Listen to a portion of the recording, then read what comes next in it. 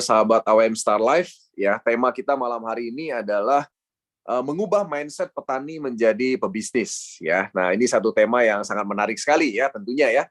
Nah, kenapa kami dari AWM Star Life malam hari ini mengangkat tema ini, ya? Karena memang terus terang, ya, selama beberapa waktu belakangan di Indonesia, ya kan, banyak sekali ternyata petani kita di Indonesia itu memang diperlakukan hanya sebagai konsumen saja, ya kan, atau sebagai produsen daripada hasil pertanian, ya. Nah, memang sangat jarang sekali ada petani yang memang betul-betul mereka menjadikan diri mereka sebagai seorang pebisnis, ya. Nah, di mana kita tahu bersama bahwa ternyata kalau seorang petani bisa memperlakukan diri mereka sebagai seorang pebisnis, ternyata potensi pertanian ini adalah sebuah bisnis yang juga sangat besar di Indonesia, ya.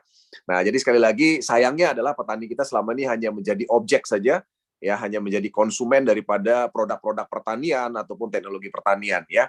Nah, oleh sebab itu malam hari ini kita akan sama-sama ya mengubah mindset para petani yang ada di sekitar kita. Minimal kita mulai dari Anda semua yang hadir pada Zoom malam hari ini, dan tentunya silahkan ini ditularkan kepada para petani yang ada di sekitar Anda nantinya tentu, ya. Oke, sahabat sekalian, yang pertama yang ingin saya bahas dulu adalah beberapa mindset para petani kita di Indonesia. Ya, jadi ini adalah beberapa mindset yang ada dalam pikiran para petani kita saat ini di Indonesia, ya. Dan nanti kita akan bahas pelan-pelan bagaimana mindset ini ternyata ada beberapa yang agak kurang benar atau keliru, ya. Nah, mindset petani kita yang pertama adalah tanah Indonesia itu sangat subur, ya kan, dan hasil pertanian itu pasti bagus, ya. Ada satu pepatah mengatakan bahwa di tanah kita di Indonesia ini kalau kita lempar sebuah tongkat kayu sekalipun, itu maka tongkat itu akan bertumbuh menjadi sebuah tanaman, ya, karena saking suburnya gitu, ya. Nah, ini adalah sebuah paradigma atau mindset para petani kita di Indonesia, ya. Jadi petani kita tuh pede gitu kan, karena menganggap bahwa tanah kita sangat subur, ya, sehingga begitu mereka melakukan sebuah pengolahan pertanian, ya, atau lahan pertanian, maka dipastikan lahan pertanian itu pasti akan hasilnya bagus, ya. Nah, itu adalah mindset yang pertama. Kemudian mindset yang kedua dari para petani kita di Indonesia adalah hasil pertanian ya dengan kualitas yang bagus, ya, dan kuantitas yang banyak gitu, ya. Itu otomatis akan membuat petani itu untung lebih banyak, ya. Jadi artinya selama ini ternyata fokus para petani kita di Indonesia itu adalah bagaimana caranya mereka itu mengejar yang namanya kualitas bagus dan kuantitas yang banyak daripada hasil pertanian. Dan sayangnya, mindset petani kita adalah mereka berpikir bahwa dengan punya kualitas dan kuantitas yang bagus, secara otomatis untung mereka lebih banyak. Ya, padahal kenyataannya tidak. Ya, nah, kenapa begitu nanti kita akan bahas di belakang, ya. Nah, kemudian yang ketiga, mindset petani kita di Indonesia saat ini adalah pemberian pupuk kimia pada tanah, ya, tanah pertanian, ya. Itu akan mempercepat dan memperbanyak hasil pertanian secara terus-menerus, ya. Nah, sekali lagi secara terus-menerus. Nah, ini adalah pandangan atau mindset para petani kita yang memang sudah terjadi sudah sekitar hampir 40 tahun lebih di Indonesia. Ya, jadi ini ternyata sebuah pandangan atau mindset yang kurang tepat, ya, sahabat sekalian, ya. Nah, kemudian hal yang keempat adalah mindset para petani kita di Indonesia saat ini adalah tidak penting untuk mengelola yang namanya biaya produksi. Ya, yang terpenting adalah menciptakan hasil pertanian yang lebih banyak dan harga lebih mahal, ya. Nah, jadi ternyata sahabat sekalian, ya, para peserta Zoom, ya, para pengusaha dan juga mungkin para petani yang ikut malam hari ini, ternyata mindset petani kita tuh banyak yang belum berpikir ke arah yang namanya biaya produksi. Ya, sekali lagi mereka saat ini hanya fokus kepada membuat hasil pertanian yang lebih banyak dan harga yang lebih mahal tentunya dengan kualitas yang lebih tinggi. Padahal ternyata ya kan biaya produksi itu ternyata bisa menggerus ya keuntungan mereka. Ya, jadi sebesar-besarnya hasil pertanian, tapi kalau biayanya juga besar ya maka otomatis kan keuntungannya pasti tergerus, ya.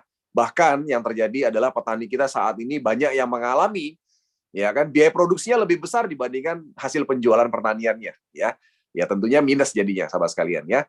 Nah, ini adalah 4 mindset para petani kita di Indonesia, ya, sahabat pengusaha sekalian yang perlu kita bahas sama-sama malam hari ini, dan tentunya nanti kita harus cari solusinya ya bersama-sama, ya, karena saya yakin pada malam hari ini saya senang sekali ada banyak sekali para tokoh-tokoh yang hadir malam hari ini, ya, tokoh-tokoh para ahli pertanian yang luar biasa malam hari ini, bahkan beberapa ada yang kalau nggak salah di kementerian dan sebagainya, ya, nanti kita boleh kenalan dengan mereka semua, ya. Oke, kemudian kita bahas mindset petani yang pertama. Ya, jadi yang pertama tadi saya sudah sempat bahas bahwa petani kita itu menganggap tanah kita tuh sangat subur. Jadi apapun yang ditanam itu hasilnya pasti bagus, ya. Nah, sahabat sekalian, yang ingin saya sampaikan adalah ada beberapa data menarik berkenaan dengan hal ini, ya. Ternyata dari seluruh yang namanya lahan kita, ya lahan yang ada di Indonesia, ya kan, ternyata 70% itu merupakan lahan yang tidak subur. Ya, jadi 70% ini lahan tidak subur, sahabat sekalian, ya. Jadi ternyata lahan kita di Indonesia ini dari sebagian besar lahan yang ada di seluruh Indonesia, ya, bukan lahan pertanian, ya, kita bicara seluruh tanah yang ada di Indonesia, ternyata 70%-nya adalah lahan yang tidak subur. Ya, jadi ternyata hanya sekitar 30% lebih aja yang merupakan lahan yang subur yang bisa ditanamin oleh untuk pertanian, ya. Nah, kenapa? Karena 70% lahan tidak subur itu dipenuhi oleh tanah gambut, ya. Di mana tanah gambut itu adalah tanah yang memang sangat asam, ya. Dan tentunya memang beberapa juga sangat kering, ya, dan merah gitu, ya. Dan ini adalah merupakan satu kondisi tanah yang sangat tidak mungkin untuk ditanami lahan pertanian. Ya, jadi ternyata, ya, kita juga baru tahu bahwa ternyata yang subur itu hanya 30% saja, ya. Nah, kemudian berikutnya adalah selama ini sahabat sekalian, para petani kita di Indonesia, ya kan, itu suaranya nggak ada ya? Ada ya? Oke, saya rasa sih ada. Mungkin ini ada yang bilang nggak ada suara, ya. Oke, jadi lahan pertanian kita di Indonesia saat ini atau para petani kita di Indonesia saat ini, ya kan, itu ternyata, ya kan, mereka tidak menyadari bahwa tanah Indonesia yang dulunya sangat subur, hari ini sudah mulai menurun kesuburannya. Ya, ini adalah berdasarkan hasil daripada survei Kementerian Pertanian di majalah kompas.com, ya, di mana ternyata ya kesuburan tanah kita di Indonesia itu yang tadi cuma 30% tadi, itu sudah mulai makin menurun. Ya kan? Nah, mulai makin menurun ini ternyata memang ditenggarai gitu, ya. Salah satunya adalah penggunaan pupuk kimia. Ya, karena ternyata memang sekitar 86,31% ternyata memang petani kita sudah sejak lama itu selalu menggunakan yang namanya pupuk kimia. Ya, dan hanya sekitar 13,5% saja yang menggunakan pupuk berimbang. Nah, apa itu pupuk berimbang? Ya, mengkombinasikan antara pupuk kimia dan juga pupuk organik gitu, ya. Dan ternyata hanya 0,07% saja petani kita di Indonesia yang betul-betul sudah mulai menggunakan yang namanya pupuk organik, ya. Nah, hasil survei daripada Kementan ini itu akhirnya membuat pemerintah mengambil sebuah keputusan. Ya kan, akhirnya pemerintah mulai untuk mengurangi yang namanya subsidi pupuk kimia. Ya, bahkan dikabarkan akan segera dihilangkan semua subsidi pupuk kimia. Karena ternyata secara jelas ya pupuk kimia itu membuat kesuburan tanah makin menurun dari tahun ke tahun. Ya, dan ini juga terbukti ya karena kebetulan saya juga sempat keliling Indonesia ya ke beberapa wilayah di Indonesia dan dalam minggu ini juga saya ke daerah Sumatera gitu ya. Saya sering bertanya kepada semua kelompok tani dan ternyata memang ketika saya bertanya apakah mereka mengalami penurunan hasil pertanian, ternyata di seluruh Indonesia jawabannya sama. Ya, jadi tidak terkecuali. Mereka semua mengalami hasil pertanian yang cenderung turun, ya.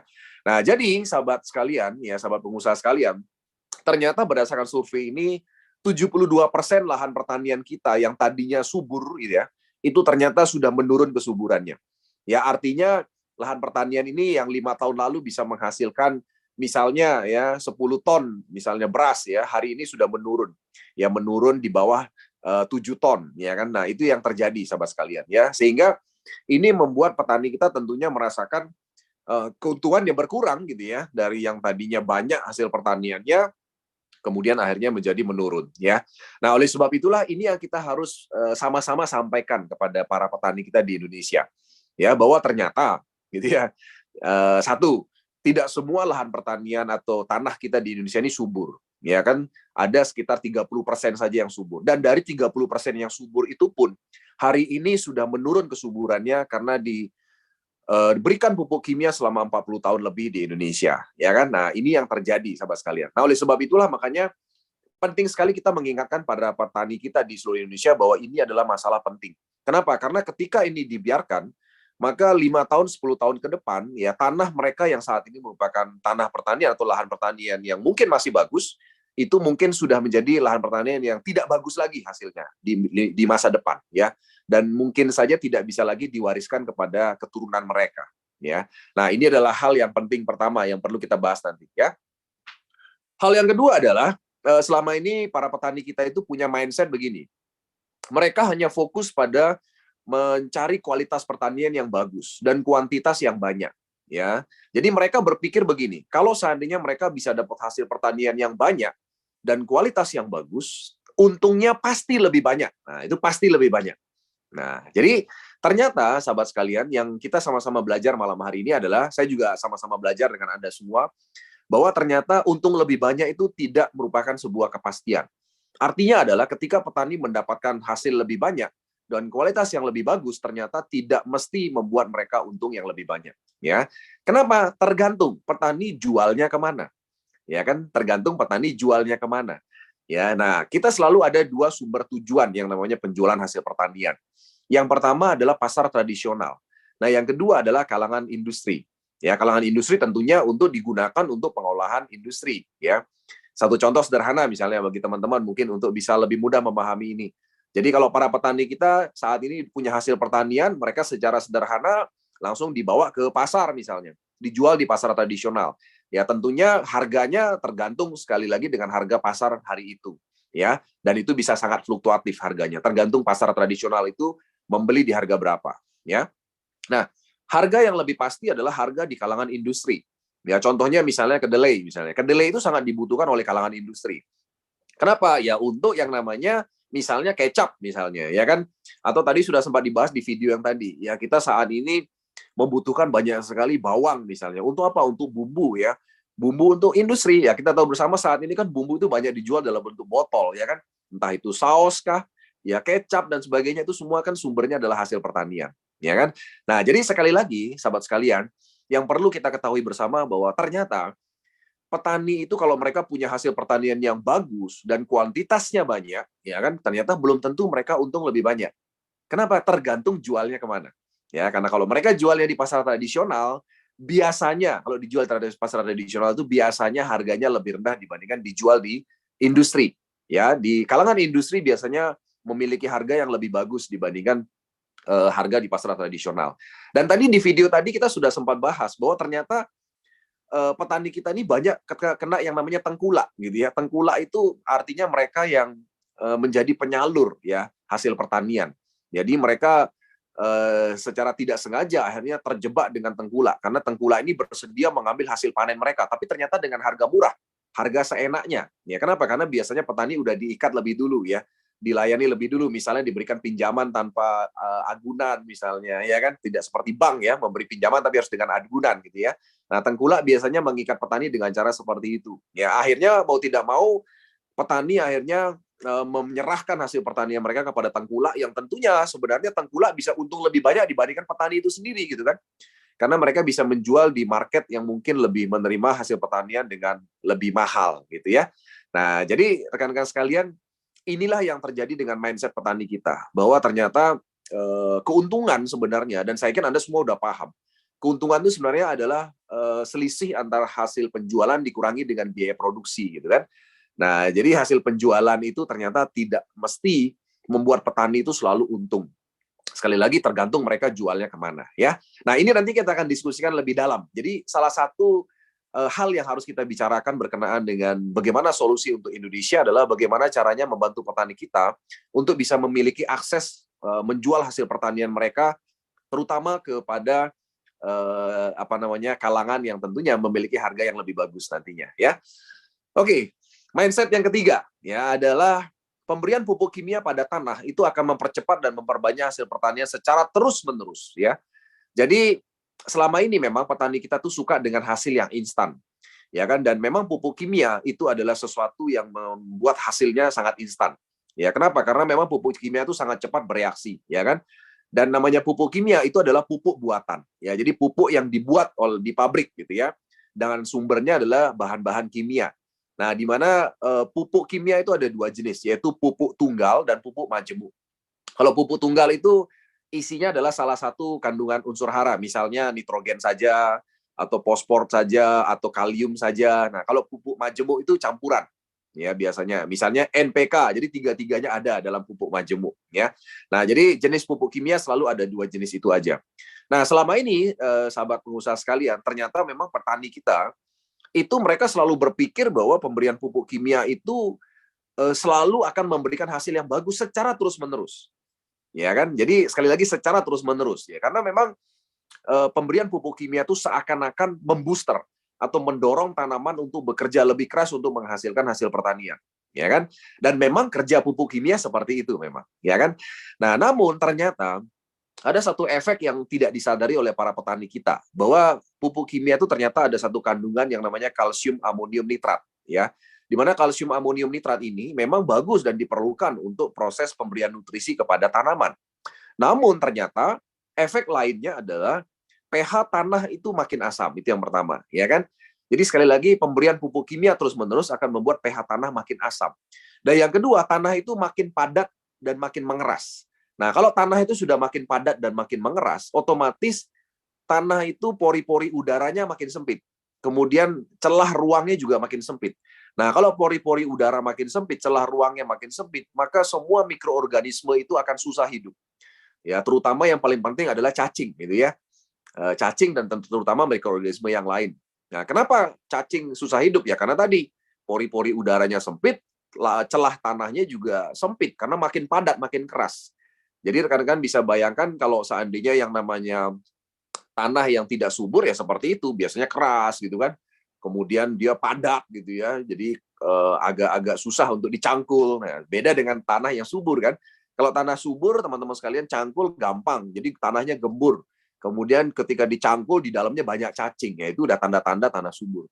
Tapi kalau udah tanah itu udah selalu diberikan pupuk kimia, ya memang pasti kondisinya akan mengeras gitu kan. Dan pasti makin padat ya kan. Nah, ini membuat tentunya mikroorganisme seperti cacing, ya itu pasti akan mati, teman-teman sekalian ya. Nah, kalau sudah cacing mati atau mikroorganisme mati, otomatis maka kemampuan tanah ini untuk menghantarkan nutrisi ya kepada tanaman itu akan makin buruk. Ya, sehingga lama-kelamaan pupuk yang diberikan di tanah itu nggak akan bisa memberi manfaat buat tanaman. Ya kan, dan efeknya adalah hasil pertanian itu akan menurun, ya. Nah, ternyata ini adalah mindset yang memang selama ini belum dipahami oleh banyak petani kita di seluruh Indonesia. Ya, saya sering sekali ketemu dengan para petani di seluruh Indonesia dan saya selalu bertanya kepada mereka, Bapak Ibu kira-kira tahu nggak kenapa sebabnya kok Bapak Ibu punya hasil pertanian tuh makin tahun makin turun gitu kan? Kebanyakan dari mereka nggak tahu sama sekalian. Ya, coba deh Anda iseng-iseng tanya petani yang di sekitar Anda deh. Ya, tanya pertanyaan pertamanya, Pak, menurut Bapak selama ini hasil pertanian turun apa naik? Selama ini rata-rata pasti menurun. Itu yang pertama. Dan yang kedua, pertanyaan berikutnya, kira-kira Bapak tahu nggak sebabnya? Nah, selama ini ternyata petani banyak yang tidak tahu. Ya, jadi teman-teman sekalian, tadi kita udah sama-sama melihat satu fakta menarik bahwa memang kebetulan para petani kita di Indonesia ini memang sayangnya memang punya pendidikan yang masih banyak, masih rendah. Ya, tadi kita udah bisa lihat datanya. Ternyata dari sekitar 100 juta petani kita di Indonesia, ya kan itu hampir dikatakan hampir 100%, itu hampir mendekati 90% lebih itu ternyata memang pendidikannya masih rendah. Ya kan, jadi hanya sekitar 0, sekian persen saja ternyata yang sudah sarjana dan diploma 3. Ya, jadi artinya ternyata memang ini adalah sebuah masalah besar untuk pertanian kita di Indonesia. Nah, ini tugas kita sahabat sekalian bersama-sama. Ya, jadi artinya walaupun saat ini kita memang tidak bisa mengajak mereka untuk belajar lagi lebih dalam, tapi minimal melalui tangan-tangan kita lah kita memberikan edukasi kepada para petani kita di Indonesia agar mereka bisa mendapatkan ilmu-ilmu praktis yang ada di lapangan yang mereka bisa terapkan bersama dengan kita semua tentunya. Ya. Nah, yang keempat, sahabat petani, sahabat pengusaha Indonesia ya. Jadi mindset petani kita adalah ternyata menurut mereka itu tidak penting mengelola biaya produksi. Jadi yang terpenting itu adalah bagaimana mengejar hasil lebih banyak dan harga yang lebih mahal. Ya kan? Jadi ternyata sahabat sekalian, sahabat pengusaha ya, ternyata adalah mengelola biaya produksi itu sangat penting sekali. Ya, kenapa? Sangat penting. Tadi saya sudah sempat cerita di depan bahwa sebesar-besarnya hasil pertanian, tapi kalau biaya produksinya naik gitu ya, atau bahkan melebihi daripada hasil penjualan, ya otomatis petani itu kan rugi. Ya kan? Jadi artinya kalau mereka tidak melakukan manajemen keuangan untuk biaya produksi, maka berapapun hasil pertaniannya, petani itu tidak akan pernah untung sampai kapanpun. Ya, apalagi kalau biaya produksinya naik terus tanpa disadari. Ya, jadi sahabat pengusaha sekalian, kebetulan saya profesi adalah seorang financial perencana keuangan, ya kan. Jadi ternyata perencanaan keuangan itu tidak hanya melulu diperlukan dalam hal kita mengelola bisnis, Tapi ternyata dalam hal mengelola pertanian juga perlu gitu kan. Sayangnya memang sekali lagi banyak petani kita saat ini boro-boro mencatat gitu kan. Mereka mengingat pun mungkin tidak. Ya, kemarin beli pupuk berapa, kemudian kemarin keluar ongkos angkut berapa, bayar buruh berapa, beli pestisida berapa, dan sebagainya mereka nggak pernah mencatat. Ya, sehingga kadang-kadang petani itu kadang-kadang nggak tahu ketika ditanya, Pak, menurut Bapak, kira-kira Bapak selama ini produktivitas pertaniannya gimana? Kira-kira Bapak untung atau rugi? Ya kan? Nah, akhirnya para petani nggak bisa menjawab karena mereka nggak pernah mencatat, sahabat sekalian. Ya, sama sekali nggak pernah mencatat. Ini pengalaman saya ketemu para petani di lapangan. Mereka tidak mencatat yang namanya biaya produksi yang mereka keluarkan. Berapa beli bibitnya, kemudian berapa beli pupuknya, kemudian berapa dia beli pestisida, berapa beli vitamin, berapa biaya transportasi yang harus mereka tanggung, berapa biaya buruh yang mereka keluarkan. Mereka nggak pernah mencatat. Ya kan? Sehingga akhirnya karena tidak ada pencatatan atau manajemen keuangan yang baik dalam mengelola biaya produksi, akhirnya mereka hanya fokus pada hasil penjualan. Dan ternyata ketika hasil penjualannya nggak bagus, ternyata biaya produksinya lebih besar dibandingkan hasil penjualan. Akhirnya menjadi minus lah mereka, gitu kan. Nah, ini bahaya, sahabat sekalian. Kenapa saya bilang bahaya? Karena kalau dibiarkan, ini akan membuat para petani kita lama-lama berhenti jadi petani, ya kan? Nah, ini yang saya bilang bahaya, gitu kan. Dan sahabat sekalian tahu kalau seandainya petani kita yang 100 juta orang itu berhenti jadi petani, maka negara kita akan mengalami kemiskinan, ya.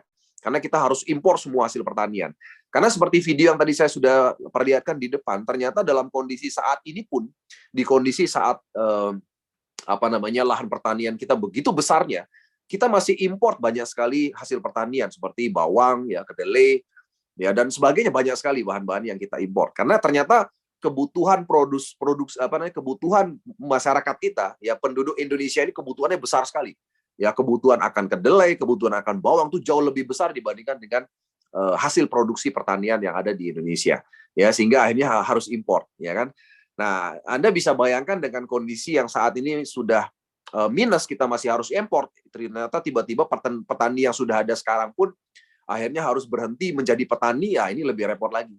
Kalau kita sampai harus mengimpor 100% semua bahan kebutuhan pangan kita, maka Indonesia akan menjadi negara yang sangat miskin sekali, sahabat sekalian. Ya, nah inilah 4 mindset petani kita di Indonesia yang nanti kita akan diskusi, dan tentunya kita harus sama-sama beresin, ya, sama-sama tentunya, ya.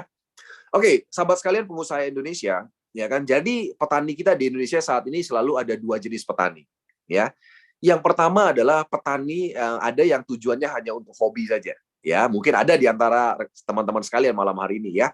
Saya sering sekali ketemu, ya, banyak sekali kemarin waktu datang ke Lombok itu para polisi, ya, polisi-polisi aktif. Mereka ternyata petani juga. Nah, tapi petaninya bukan untuk bisnis. Mereka petaninya sebagai hobi. Ya kan, di rumahnya ada pohon anggur, ada buah naga dan sebagainya. Jadi bukan betul-betul untuk bisnis. Nah, kalau petani yang memang hobi gitu, ya, ya otomatis petani yang tujuannya hobi berarti kan memang dia bukan menjadikan pertanian itu sebagai sarana memang untuk yang namanya mencari mata pencaharian, ya, atau mencari keuntungan, ya, atau mencari nafkah, ya, seperti itu, ya, ya, karena namanya hobi saja. Nah, namun ternyata petani yang sifatnya hobi ini juga sangat penting, sahabat sekalian, terutama dalam kondisi tahun depan, di saat kondisi kita akan sangat lebih susah lagi dengan kelangkaan pupuk, ya, karena Pak Jokowi sendiri sudah menyampaikan bahwa kita diminta untuk menanam cabai di rumah kita masing-masing, ya kan. Nah, tujuan awalnya mungkin beberapa dari kita itu kan suka hobi, ya, nanam-nanam di rumah dan sebagainya. Tapi ternyata hobi ini bisa jadi membuat Indonesia tuh punya ketahanan pangan yang bagus. Teman-teman bisa bayangkan kalau seandainya, ya, Anda semua yang ada malam hari ini punya pohon cabai sendiri di rumah masing-masing, maka kebutuhan cabai kita tuh bisa akan terpenuhi. Jadi tidak lagi menyerap atau mengambil daripada luar negeri, bahkan kalau seandainya kita bisa memproduksi cabai sendiri dari rumah kita masing-masing, ya. Nah, ini kaitannya dengan ketahanan pangan. Ini bagus juga gitu kan kalau seandainya kita atau Anda semua menjadikan pertaniannya sebagai sebuah hobi. Nah, namun malam hari ini saya tidak membahas itu, saya ingin membahas hal yang kedua, yaitu bagaimana saat ini kita membantu dan mengajak petani kita itu untuk mengajak mereka betul-betul sebagai seorang pebisnis. Ya, jadi bukan sekedar seorang petani. Ya, sebagai seorang pebisnis artinya mereka ini betul-betul menjadi bagian dari kita semua dan negara ini, ya kan, untuk meningkatkan yang namanya produktivitas pertanian. Ya, kenapa penting sekali mengajak mereka menjadi seorang pebisnis? Karena kalau petani ini kita bisa ajak menjadi pebisnis, maka mereka akan betul-betul melakukan yang namanya manajemen, ya pencatatan, ya kan, atau perencanaan, ya bahkan dari awal hingga akhir, ya dari mulai proses awal sampai dengan proses panen sampai akhirnya proses penyaluran daripada hasil pertanian itu betul-betul kita ajak mereka memikirkannya, sehingga akhirnya petani itu tidak hanya bertani dengan hanya insting atau ikut-ikutan. Ya, misalnya di tetangga sebelahnya dilihat ada hasil cabenya bagus. Wah, karena bagus ya udah akhirnya saya ikut tanam cabe gitu. Ya kan? Nah, di sana ada tanam jagung bagus. Akhirnya ikut tanam jagung ya, atau di sana ada tanam asparagus, nah, ikut tanam asparagus dan seterusnya ya. Nah, harapan kita semua adalah teman-teman sekalian, selalu ingin sampaikan kepada Anda semua bahwa edukasi itu sangat penting. Makanya terus terang saya ingin mengajak Anda semua menjadi bagian dari edukasi ini kepada seluruh petani kita di Indonesia, ya kan? Dan ini ada kerja keras kita bersama, ya kan? Dan kami terus terang melihat ini adalah sebuah tugas yang mulia, karena kita bukan hanya membantu diri kita, tapi juga membantu petani kita, membantu lahan pertanian kita, dan juga membantu negara kita. Karena ini tugas besar bersama yang tidak bisa dilakukan oleh para penyuluh pertanian. Ya, karena kita tahu sama penyuluh pertanian kita tuh sangat terbatas. Ya, saya sering sekali ketemu juga dari pemangku kepentingan ya di pemerintahan ya. Ya, mereka selalu menyampaikan bahwa penyuluhan pertanian kita sangat terbatas. Ya, mereka tidak mungkin bisa menjangkau seluruh petani kita yang ada di seluruh Indonesia. Ya, dan banyak yang tidak mendapatkan edukasi yang tepat mengenai bagaimana menjadikan pertanian ini menjadi sebuah bisnis yang memang harus dikelola secara profesional oleh para petani kita, ya. Dan saya percaya kita bisa lakukan ini. Kenapa? Karena walaupun petani kita itu mereka bukan orang yang berpendidikan, tapi dengan edukasi yang bagus, ya, dengan cara penyampaian yang bagus dan juga dengan kerjasama bareng kita, saya yakin petani akan bisa dapatkan edukasi yang tepat mengenai bagaimana membuat pertanian mereka ini bukan sekedar hobi, ya kan, bukan sekedar ikut-ikutan, ya kan, tapi menjadi sebuah bisnis yang memang harus dikelola dengan baik, ya. Nah, jadi sahabat pengusaha sekalian, apa yang akan kita fokuskan untuk mengajak petani itu bisa menjadi sebagai pebisnis di Indonesia, ya. Ada dua hal penting aja sebenarnya yang kita ajak mereka sama-sama untuk pikirkan dan ajak mereka sama-sama untuk bertindak gitu ya. Yang pertama adalah ya kita ajak mereka untuk mengelola hasil pertanian, itu cara sederhana yang pertama. Yang kedua adalah mengelola biaya produksi. Sekali lagi ini berkenaan dengan perencanaan dan juga manajemen.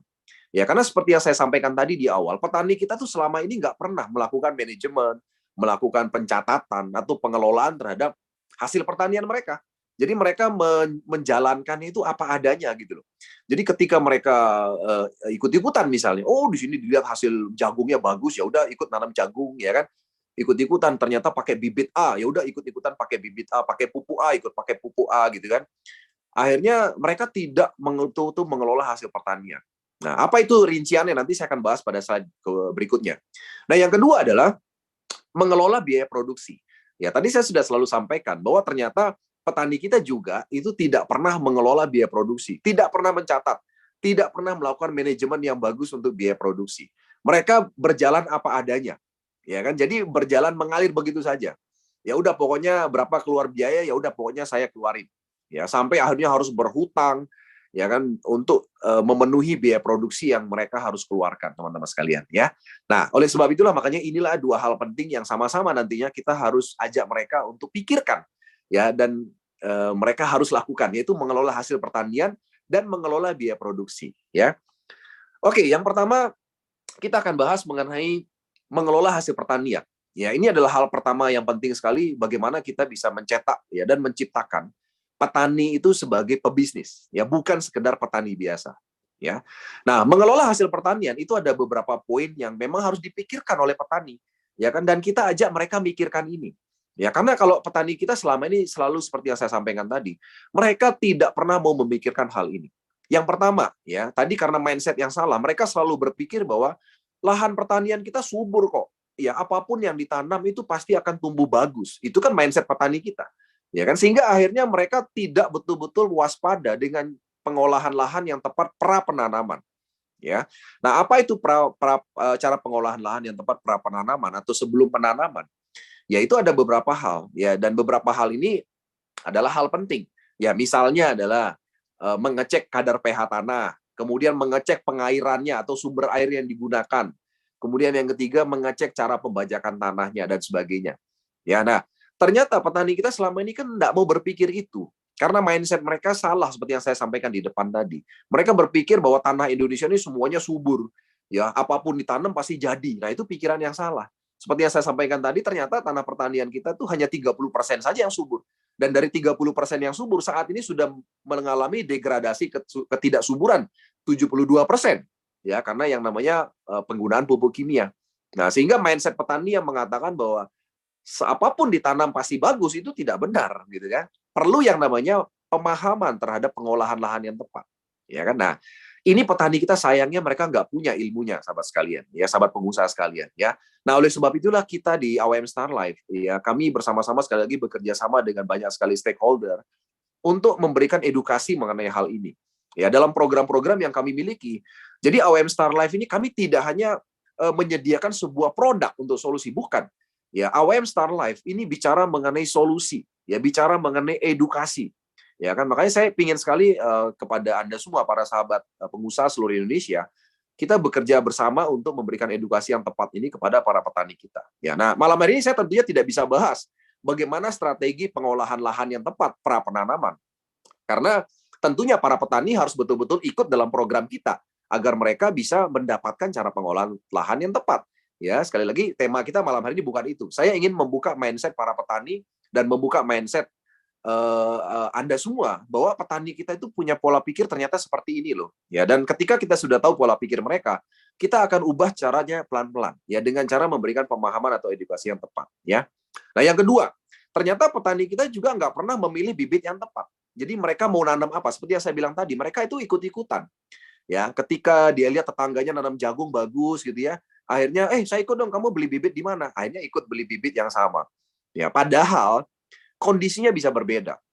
Ya, antara lahan A, lahan B itu bisa berbeda, sahabat sekalian. Seperti yang saya sampaikan tadi, itu tergantung daripada mereka memikirkan tidak yang namanya pengolahan lahan yang tepat dulu. Karena kalau mereka tidak pikirkan itu, maka akan berkelanjutan kepada hal-hal berikutnya, ya keputusan-keputusan salah yang juga mereka akan lakukan, yaitu mereka tidak pernah memilih bibit yang tepat. Terus yang ketiga, berkenaan juga memilih pupuk yang terbaik. Ya kan? Jadi selama ini petani kita juga sembarangan, nggak pernah memilih pupuk yang terbaik. Ya, mereka ikut-ikutan. Ya, ketika dilihat di sana bagus, ya udah ikut bagus, ya kan, ikut seperti itu. Ya, kemudian juga mereka juga tidak pernah merencanakan atau memilih teknologi dan strategi proses penanaman hingga panen apa yang akan mereka terapkan nanti sampai panen. Ya, jadi biasanya nggak pernah dipikirkan di awal. Biasanya adalah ya udah berjalan aja apa adanya. Nanti begitu sudah berjalan baru dilakukan. Ya kan, contoh sederhana saja. Ya kan, ada beberapa petani kita yang saat ini sebenarnya sudah bisa mulai menggunakan yang namanya teknologi pertanian dalam mengelola lahan pertanian. Ya kan, misalnya ada yang udah mulai ini yang canggih-canggih pakai drone untuk melakukan penyemprotan tanaman. Ya kan, ada yang membajak dengan bajak yang canggih. Di mana bajak yang canggih itu bisa sekaligus bajak tanah, tapi pada saat waktunya panen, mesin bajak ini bisa digunakan juga untuk memanen sekaligus. Ya kan, itu luar biasa ya. Nah, jadi sekali lagi banyak sekali teknologi pertanian yang ternyata juga sudah bisa diterapkan. Dan teknologi-teknologi pertanian ini ternyata kalau direncanakan dari awal itu ternyata juga bisa membantu petani kita itu untuk menghemat yang namanya biaya produksi. Ya. Nah, hal kelima yang terpenting dalam kaitannya mengelola hasil pertanian, menentukan kerjasama penjualan hasil pertanian. Jadi banyak petani kita itu, rekan-rekan sekalian, sahabat pengusaha, mereka itu nggak pernah berpikir, nanti kalau saya misalnya nanam tanaman A, nanti saya mau jualnya kemana ya? Nggak tahu mereka. Mereka belum pikirin. Jadi mereka pikirin biasanya nanti baru setelah panen baru dipikirin. Dan akhirnya kalau sudah seperti itu, biasanya mereka akan terjebak dengan tengkulak. Karena tengkulak itu strateginya pinter. Jadi mereka itu langsung datang ke lahan pertanian. Jadi mereka mau membantu petani dalam tanda kutip, ya, karena petani nggak perlu repot lagi bawa hasil pertaniannya ke kota atau ke desa misalnya, ya kan? Karena tengkulak udah datang sendiri ke lahan pertanian mereka, ya membantu. Tapi membantu memang, tapi tengkulak tentunya punya tujuan, yaitu mereka membeli dengan harga murah dan menjual dengan harga mahal, ya kan? Nah, jadi artinya, sahabat sekalian, ternyata banyak sekali petani kita memang nggak mikirin ini di awal, ya kerjasama penjualan ke mana nanti mereka untuk menjual hasil pertanian mereka. Jadi artinya begini, intinya begini, sebelum mulai penanaman bibit, ya kan, maka sebaiknya petani itu mikirin dulu, kira-kira mau ditanam apa di tanah yang seperti mereka miliki saat ini, ya kan, kira-kira mau nanam apa, kira-kira pakai pupuk apa, kira-kira teknologinya nanti bagaimana sampai panen, ya, kemudian kira-kira nanti yang beli siapa nih hasil pertanian saya. Nah itu ternyata harus dipikirin di awal, dan sayangnya memang petani kita tuh nggak mikirin dari awal, jadi mereka hanya berjalan apa adanya. Karena itu tadi, karena sekali lagi petani kita belum memperlakukan diri mereka dan mereka belum punya edukasi yang tepat bagaimana menjadi pebisnis dalam dunia pertanian, ya. Oke, kemudian yang kedua adalah mengelola biaya produksi. Ya, jadi mengelola biaya produksi adalah memilih pupuk yang terefisien mungkin, menyiapkan pestisida yang juga terefisien, dan yang ketiga adalah menentukan metode transportasi yang juga sangat efisien, terefisien tentunya untuk mereka, ya. Nah, jadi ini juga hal penting yang kedua yang perlu dipikirkan sebagai seorang pebisnis di dunia pertanian, ya. Jadi artinya seperti yang saya sudah sampaikan tadi di depan, bahwa ternyata ya kan petani perlu mengelola dan melakukan manajemen terhadap biaya produksi. Ya, mereka perlu ternyata memilih pupuk yang efisien yang mereka butuhkan, perlu menyiapkan kira-kira pestisida apa yang mereka gunakan yang tentunya paling efisien, dan kira-kira metode transportasi untuk hasil pertaniannya, untuk mobilisasi pupuk atau yang lainnya yang paling efisien. Ya, dan tentunya melakukan pencatatan dan melakukan manajemen tentunya terhadap hal yang kedua ini, ya. Nah, jadi sahabat sekalian, ya, bentar lagi kita akan lanjut diskusinya. Eh, Saat ini pada malam hari ini saya ingin menceritakan kepada Anda bahwa kami dari AWM Star Life itu punya satu program yang namanya Sipomar. Ya, di mana Sipomar ini singkatannya adalah Petani Pornas Makmur. Ya, Sipomar itu adalah ajakan untuk para petani Indonesia untuk mereka bukan sekedar hanya sebagai petani, jadi tapi menjadi sebagai pebisnis. Ya, di mana Sipomar ini betul-betul adalah sebuah program peningkatan kesejahteraan petani Indonesia. Jadi sekali lagi Sipomar ini adalah betul-betul program peningkatan kesejahteraan petani Indonesia. Dan program ini kami luncurkan ya untuk tujuan peningkatan kesejahteraan petani Indonesia, ya. Nah, apa itu Sipomar? Sipomar itu terdiri dari 4 program. Ya, 4 program yang tentunya saya tidak bisa cerita detail semuanya malam hari ini. Nanti kita akan lanjutkan diskusinya. Yang pertama adalah sekali lagi, 4 program ini tentunya itu belum bisa memenuhi atau menyelesaikan semua masalah yang tadi saya sudah sebutkan, atau semua hal yang harus kita selesaikan dalam masalah pertanian kita di Indonesia. Ya, jadi kami dari AWM Star Life tentunya membantu memberikan solusi atau sumbangsi untuk menyelesaikan masalah ini dengan kapasitas kami, dengan apa yang kami bisa lakukan dan apa yang kami miliki, sumber daya yang kami miliki itu yang kami lakukan. Dan saat ini kami punya 4 program ini sesuai dengan kapasitas kami. Ya, dan kami sangat senang sekali kalau seandainya Anda semua malam hari ini para pengusaha itu bisa membantu kami untuk bisa kita bekerja sama untuk memberi solusi terhadap masalah-masalah yang lain, ya, yang mungkin belum ada dalam 4 program yang kami miliki dari program Sipomar, ya. Yang pertama adalah program Sipomar itu berkenaan dengan subsidi pupuk organik dengan nanoteknologi, yaitu Pornas, ya. Jadi Sipomar ini adalah kami khusus memberikan subsidi kepada para petani yang bergabung dalam program Sipomar, di mana mereka akan mendapatkan harga khusus, ya, dan mereka akan mendapatkan benefit khusus dengan menggunakan Pornas, pupuk organik dengan nanoteknologi, pupuk organik nasional. Itu yang pertama. Yang kedua adalah ketika mereka bergabung dalam program Sipomar, maka para petani itu akan betul-betul mendapatkan edukasi, program peningkatan produksi hasil pertanian paling efektif. Ya, jadi artinya kami bukan hanya sekedar menyediakan subsidi pupuk organik, tapi kami juga memberikan edukasi kepada para petani melalui program Sipomar dalam program peningkatan produksi hasil pertanian paling efektif. Ya, jadi para petani bisa mendapatkan tempat untuk mereka minimal curhat, ya, atau mereka berkonsultasi. Dan ini yang susah mereka dapatkan selama ini, sahabat sekalian, sahabat pengusaha. Ya, dan ini kami temui di lapangan. Ya, selama ini seperti yang saya sudah sampaikan tadi, ternyata memang tenaga penyuluhan pertanian kita sangat terbatas. Ya, sehingga ketika para petani ini membutuhkan pertanyaan ya atau konsultasi terhadap segala sesuatu yang terjadi di lahan pertanian mereka, seringkali mereka tidak dapat jawabannya. Ya, dan seringkali mereka kebingungan harus lakukan apa ketika misalnya terjadi A, terjadi B, terjadi C dan seterusnya. Ya kan? Dan ini ketika mereka tidak menemukan jawabannya, tentunya yang mereka lakukan adalah mereka melakukannya dengan apa yang mereka ada dalam pikiran mereka. Dan ternyata itu salah satu faktor kegagalan juga hasil pertanian, ya. Nah, satu contoh sahabat sekalian. kami juga pernah ya mengalami kasus-kasus di lapangan dalam lahan pertanian, dan tim kami berhasil menyelesaikan masalah-masalah itu. Ya, karena kebetulan memang kita punya jalur konsultasi yang khusus, ya, di mana para petani yang ikut program Sipomar, mereka betul-betul akan mendapatkan edukasi untuk peningkatan produksi hasil pertanian yang paling efektif. Yang ketiga, kami juga punya program bagaimana strategi para petani agar mereka itu bisa mengurangi biaya produksi. Ya kan, biaya produksi lahan pertanian yang paling efektif. Dan yang keempat, kita punya program jejaring sosial juga untuk meningkatkan kesejahteraan petani. Ya, di mana program yang keempat ini adalah kaitannya dengan bagaimana petani ini bisa memanfaatkan sumber daya yang ada untuk mereka bisa mendapatkan cashback tertentu atau potongan atau diskon tertentu daripada produk-produk pertanian yang mereka gunakan selama ini. Karena selama ini mereka kalau membeli produk-produk pertanian di luar sana secara konvensional, mereka hanya sebagai objek, hanya sebagai konsumen saja. Ya, mereka tidak mendapatkan benefit-benefit khusus. Nah, oleh sebab itulah makanya di program jejaring sosial yang keempat, kami memberikan benefit-benefit khusus berupa cashback yang mereka dapatkan ketika para petani ini mengembangkan jejaring sosial untuk program Sipomar ini. Ya, nanti kita akan diskusi lebih dalam. Ya, nah jadi pada malam hari ini cara bergabung untuk program Sipomar untuk para petani Indonesia caranya sederhana.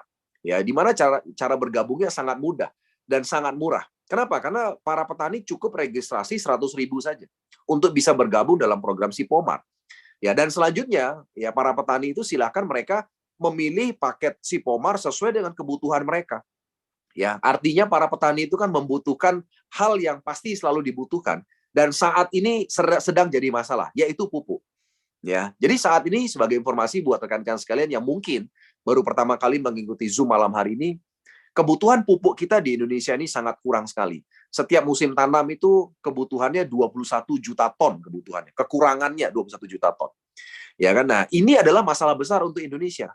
Karena petani kita itu tidak bisa membiarkan musim tanam itu berlalu tanpa pupuk. Jadi pupuk itu adalah sebuah keharusan.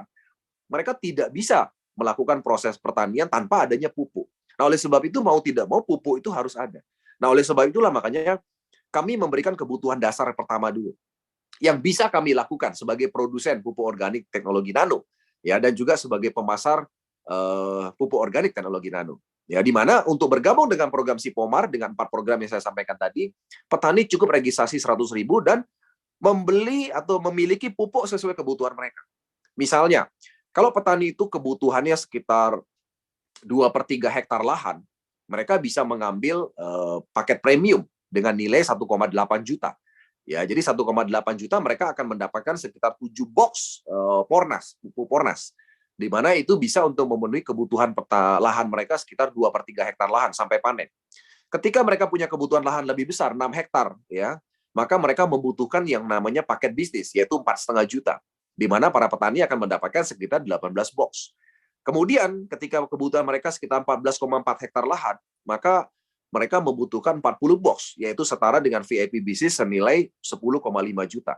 Dan yang terakhir, ketika kebutuhan lahan mereka adalah sekitar 19,8 hektar lahan, maka mereka membutuhkan paket eksekutif bisnis dengan nilai 19.500.000. Ya, nah ini adalah cara bergabung para petani dalam program Sipomar.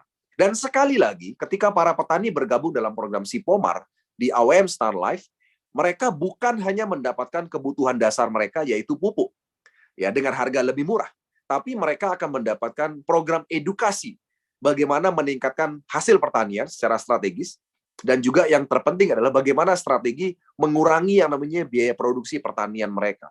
Ya, nah ini yang kami sedang lakukan, sahabat sekalian. Dan saya yakin Anda semua, para sahabat pengusaha, sudah mulai melihat visi misi daripada AWM Starlight bersama dengan program Sipomar ini. Ya, nah sedikit cerita mengenai Pornas. Ya, saya tidak cerita detail malam hari ini karena ini ada materi khusus yang kalau Anda ingin tahu detail mengenai Pornas. Tapi Pornas ini yang menjadi objek daripada proyek ini merupakan sebuah produk yang luar biasa. Ya, kenapa saya bilang luar biasa? Pornas singkatan dari pupuk organik nasional. Ada 7 manfaat Pornas. Yang pertama adalah meningkatkan kuantitas dan kualitas panen hingga 20 hingga 50%, dan yang kedua melepas ketergantungan pupuk kimia bahkan hingga 100%. Ya, jadi artinya petani nanti tidak perlu lagi menggunakan pupuk kimia jika mereka sudah menggunakan Pornas. Dan yang ketiga adalah murah, hemat, efisien, dan mengurangi biaya produksi. Dan yang keempat adalah mengandung unsur makro yang lengkap, yaitu ada NPK-nya. Jadi setara dengan pupuk kimia majemuk gitu kan. Tapi ada tambahan unsur mikronya juga. Ya, ada belasan nutrisi tambahan lainnya.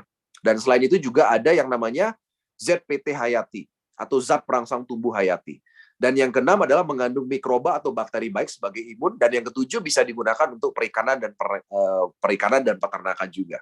Ya, nanti sahabat sekalian bisa lihat secara lebih detail kenapa kok Pornas ini bisa sehebat ini, ya, karena dia menggunakan nanoteknologi. Dan sekali lagi malam ini saya tidak cerita banyak mengenai hal ini, ya.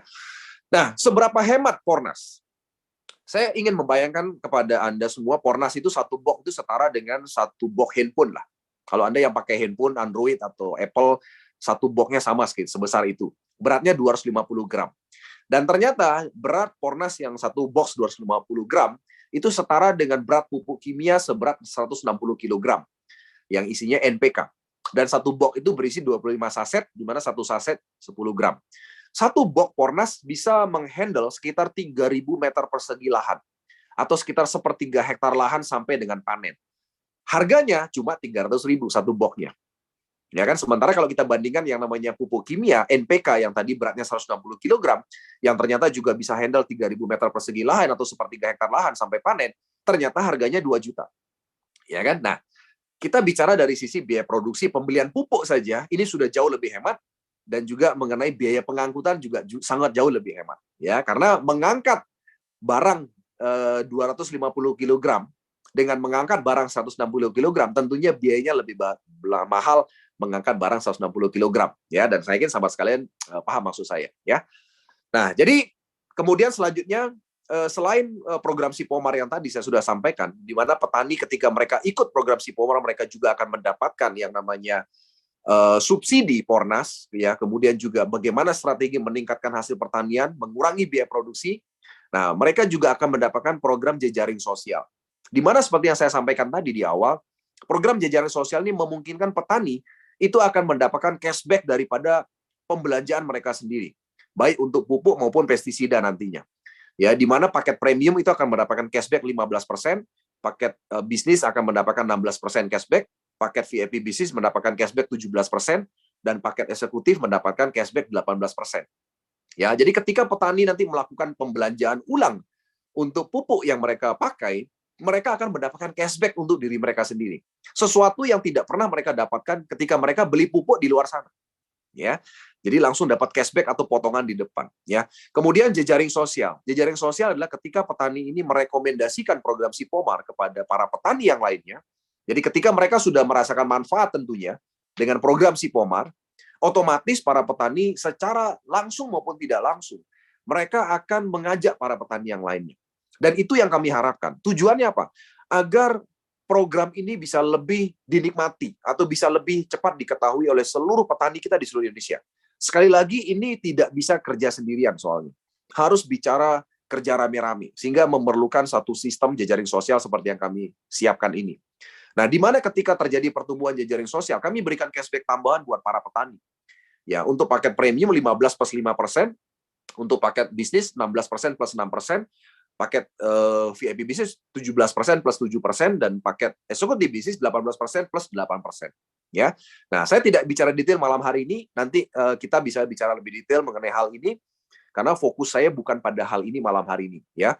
Fokus kita malam hari ini adalah bagaimana mengubah mindset para petani kita di Indonesia mengenai apa yang mereka pikirkan selama ini, ya, dan bagaimana caranya mengubah mindset mereka yang tadinya hanya sebagai petani konvensional, mengajak mereka beralih menjadi petani yang pebisnis, ya. Nah, jadi sahabat sekalian, sekali lagi untuk menutup presentasi pembuka saya sebelum kita diskusi, ternyata rata-rata pengeluaran petani kita di Indonesia itu setiap 1 hektar lahan padi, ya, setiap musim tanam, ya, itu mereka kurang lebih pengeluaran itu sekitar 10 juta rupiah, ya, untuk beli pupuk kimia, untuk biaya angkutannya, dan juga untuk biaya buruh taninya. Kurang lebih rata-rata satu musim tanam itu 10 juta rupiah. Nah, kalau 1 tahun ada sekitar 4 kali musim tanam, maka rata-rata pengeluaran petani kita 1 tahun adalah sekitar 40 juta rupiah setiap tahunnya. Nah, kalau seandainya petani itu sudah jadi petani 10 tahun, maka mereka sudah mengeluarkan uang untuk biaya produksi ini kurang lebih 400 juta. Ya kan? Nah, tapi apa yang mereka dapatkan? Ya, mereka hanya mendapatkan pupuk saja, ya, mendapatkan hasil pertanian, ya, tapi mereka punya dampak terhadap lahan yang mereka berikan pupuk kimia tadi. Justru hasil pertaniannya makin menurun, ya. Nah, inilah yang kami tidak ingin terjadi terus-menerus kepada para petani kita di Indonesia. Ya, kita ingin agar para petani kita bukan lagi hanya sebagai objek penjualan produk pertanian, tapi kita ingin mengajak mereka betul-betul menjadi seorang pebisnis. Di mana pebisnis adalah petani yang mengelola betul yang namanya persiapan lahan pertanian dan juga pengelolaan yang namanya biaya produksi pertanian, ya, sehingga ujung-ujung akhirnya adalah mereka menjadi lebih sejahtera, saudara sekalian, ya. Oke, itu dulu pembukaan dari saya, ya. Jadi